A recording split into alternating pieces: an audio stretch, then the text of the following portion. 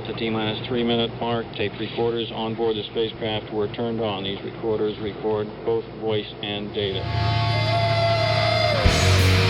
The ignition sequence starts. The engine's now building up to 7.7 million pounds of thrust. We have a launch commit, and we have a liftoff. Moving back. The Saturn V lifting off with power.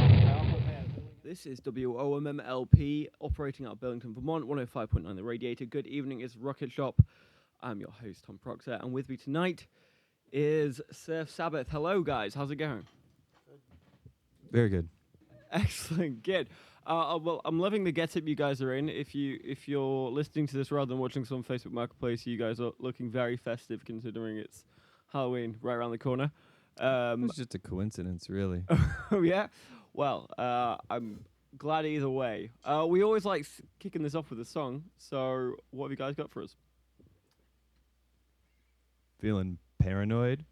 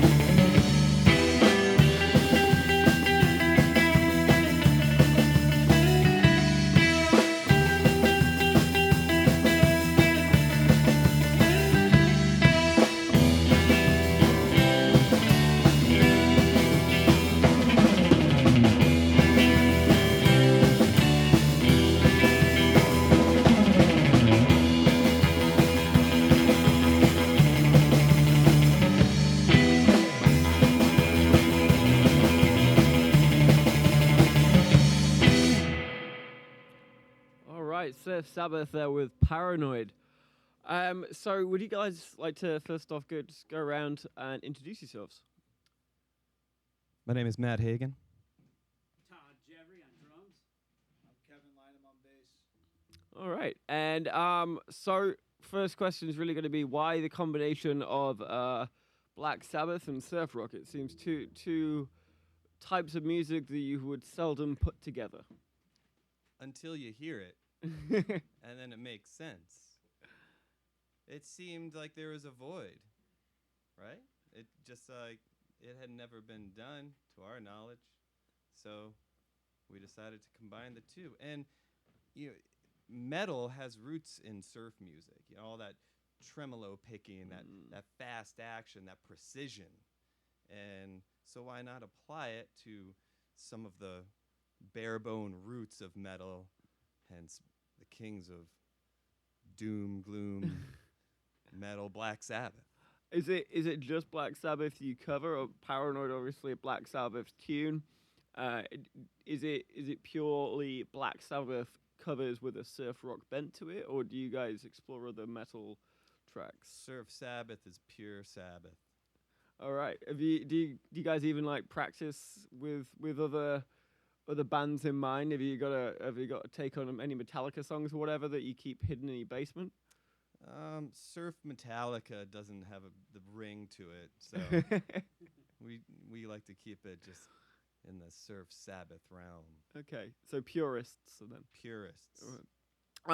How did this concept start? Was it a flash from the blue? Were you watching Ozzy Osbourne on reality TV one day, and it was a sunny, beachy day, and you just came up with the concept? Flash in the black, we'll call it.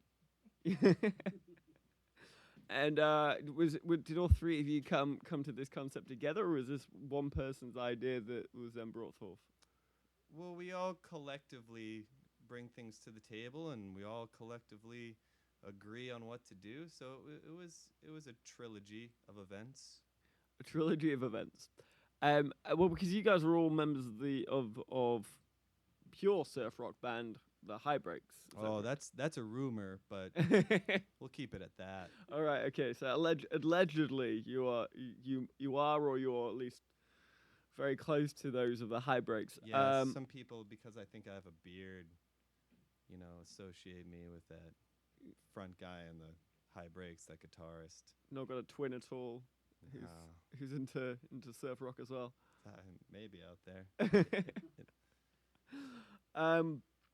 So, do you have any other long lost siblings with other genres attached to surf rock that may play in bands? Not that we know of. Okay. I mentioned this because I did see on your Facebook page the Tsunami Bots had messaged you. Oh, you're talking about the High Breaks.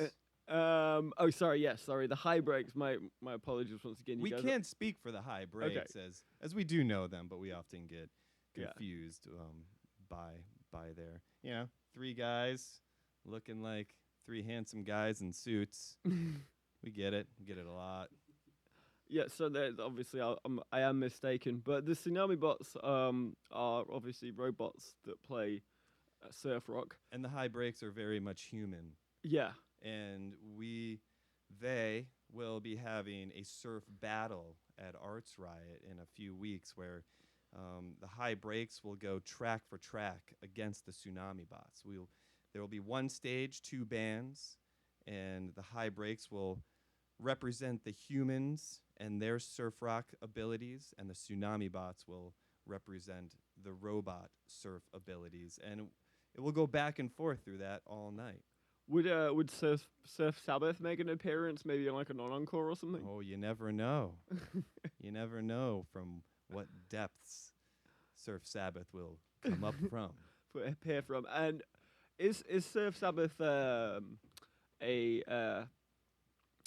time-specific band? Do you guys pop up around in seasonally, or are you year-round? Are you in your Church of Satan playing music, and every week or so you come out to play for the wider public? We wait for the right time. Between the Tsunami Bots and Barbacoa and the High Breaks, there's a lot of surf rock around, and the Surf Sabbath waits for that opportunity where the stars and the moon align, and we just kind of wait for that planetary alignment. Is this the first year that Surf Sabbath has brought their talents to the Burlington scene, or has Surf Sabbath been going on for a while? Surf Sabbath has been dipping in and out of Burlington for a few years now. Yeah, I think Surf Sabbath made our debut at a Metal Monday years ago at Nectar's. Okay. And do you guys, apart from obviously not members of the High Breaks, but do you guys have other bands that are not surf rock related? Do you come from other bands and have formed a super group of surf metal? No, not Surf Sabbath. We are all just purists from the void. Okay. Well, we'd love to hear another song. What have you got for us? Well, let's take a look into the sky and just check out. Sometimes, the sky can be solid, or sometimes there can be a hole in the sky. 1, 2, 3.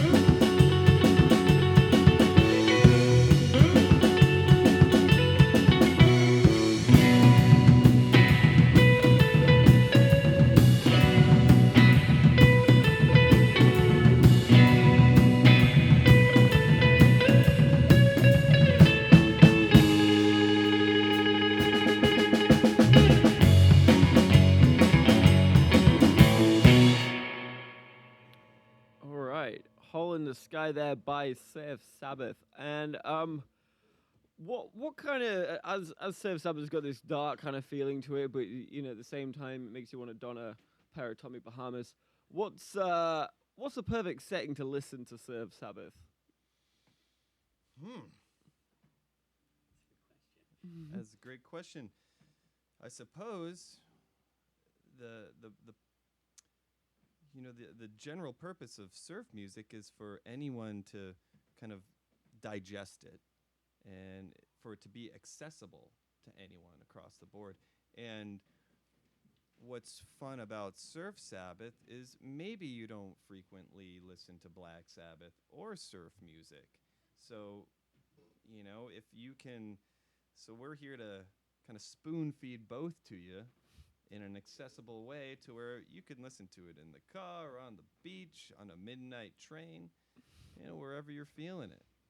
I see. So, if anything, you're actually just doing a service to both metal and surf rock. Absolutely. You're just trying to get the general populace into those two particular genres of music. Yeah, and if anything, it's fine if it's not your bag, but I'm sure everyone can appreciate it.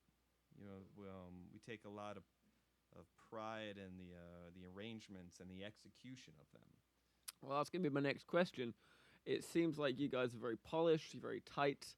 Tell me a little bit about your practice schedule. I mean, where do you go to do this? Do you have to summon any kind of like demons or devils to help you along with with your skills? Have you made a deal with the devil? We do practice underground. Mm. That is just a fact. Mm. And it is in, I guess, deep in the bowels and chambers of a particular establishment. And we are very secular about getting together and making sure that we're just kind of honing those chops, staying sharp, staying polished. And we've been playing together for, gosh, over 15 years now as just musicians.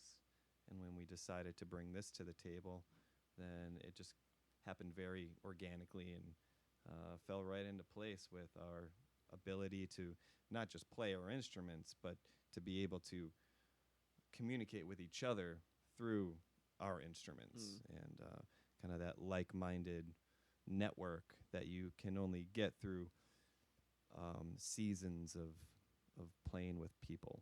Is that what surf rock is about? Are you guys very particular about what you're playing, or is there a jam aspect to what you're doing? We're very particular. It's very precise. And I think we take a lot of pride in that precision. And there are certain moments where we're not afraid to kind of go off the rails, if you will, and then come back in. But we all know how to properly communicate to that each other and in ways that aren't an obvious, hey, now do this. We don't have to do that. We can just kind of have these subtle signals where we just kind of, hey, make a left turn at that last house on the left. Mm. Is there an irony to that surf rock is quite particular, despite, it seeming so light-hearted and accessible and easy listening? I think so, because it's cheeky enough to where the audience and the listener can do whatever they want with it. You can be in the corner having a conversation. You can be hanging out and doing your thing. But if you want to engage, it's right there for you. If you really want to dissect what's going on in all the integral parts, it's a bloodbath. It's great. Yeah, you can dig as deep as you want to, and that's what's great about it, is kind of giving the listener opportunity to be as involved with it as they want to be. So you guys said you've been playing together for about 15 years. What was it about surf rock, or at what point did you start digging into surf rock as something you would want to play? Was it something you were kind of messing around with, or were you playing like surf rock adjacent music and decided to give it a go on practice and fell in love? Well, Todd's first song that he learned was Wipeout. Okay. When he was playing the Ventures when I was like 7 or 8 years old, and it just kind of transferred over to, it just stayed with me, until we decided to form a surf band. Rest is history. All right. And was the first band you created all those years back, was that surf rock, or did you start out somewhere else? We started off somewhere else. Eventually, the Dark Lord on a surfboard called to you, and you came forth. You're cooking up the right recipe right there. The secular Dark Lord, of course. Yes. I think that was Richard Dawkins.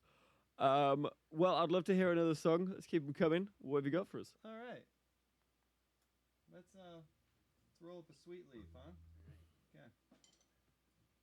1, 2, 3.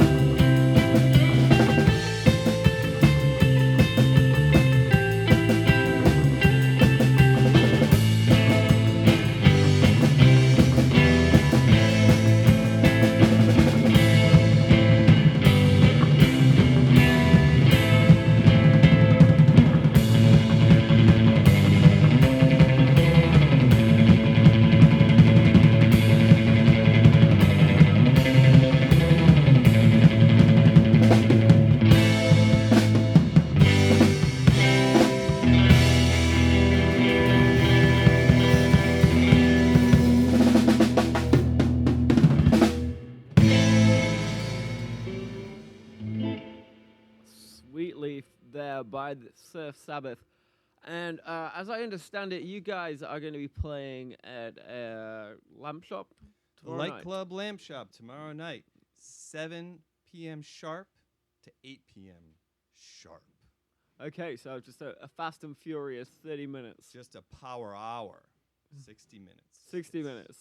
Obviously my math is terrible this evening. And are you guys going to be the only ones playing? Is this a Halloween-themed night at the lamp shop? I guess by default, By default. hence being Halloween. Yeah. I mean, we'll be doing our thing. Will there be other bands of a dark and metal nature? No, this is just a very specific hour set aside for Surf Sabbath. Okay, nice. And this comes at the end of a residency, I believe. It does. It's a residency, Matt Hagen's Shocktober series, where every week's been a different hour of some sort of spooky content and different kind of musical adventures. So this is the final act of that power hour. Wonderful. Is Surf Sabbath likely to play again after tomorrow night? Are we going to see Surf Sabbath around the Burlington area going into the festive period, or we may see another genre of surf band come about? Surf Sabbath will be around. We just don't know when yet. So Okay. I guess no one else does. As is the nature of these things. Wonderful. Well, I would love to hear one last song to play us out with. That would be absolutely fantastic. Okay. But before you do so, have you got anything to plug other than tomorrow night? Anywhere we can find you? Do you have an Instagram? Surf Sabbath does not have much internet presence.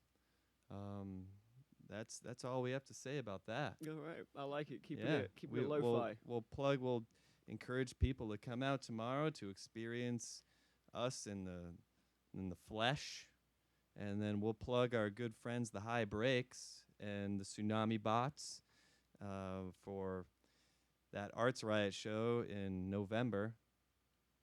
Couldn't tell you when. You could probably tell me better than I could tell you when that is, but it's late November.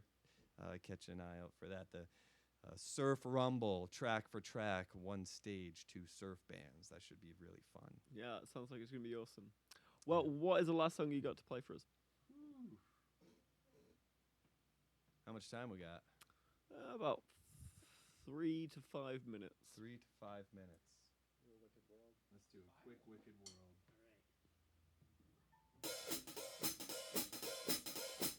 Give me a Wicked World out there.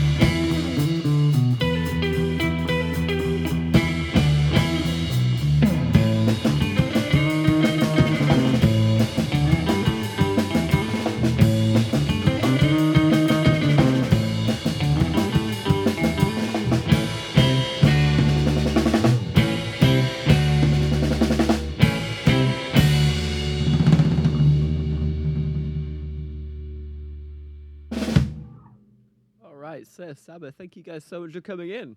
Thank you, Tom. You're welcome. Thanks, Tom. No worries, anytime. Thank Go you, Rocket Shop, Big Heavy World, Jim. Thank you. and be sure to go check them out at the Lamp Shop tomorrow. We'll be right back after a short break when we'll be having Bear's Tapestry. He'll be coming on, so stick around.